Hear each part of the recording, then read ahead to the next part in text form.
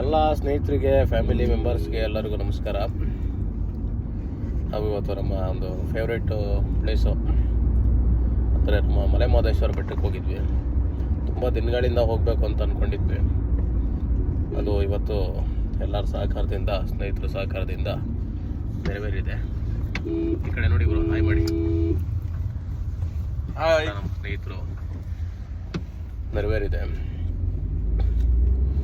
ಅಂದರೆ ಮಹದೇಶ್ವರ ಬೆಟ್ಟಕ್ಕೆ ಹೋದರೆ ನಮಗೊಂಥರ ಮನಸ್ಸಿಗೆ ಸಮಾಧಾನ, ಒಂದು ರೀತಿ ಏನಂದರೆ ಪಾಸಿಟಿವ್ ಎನರ್ಜಿ.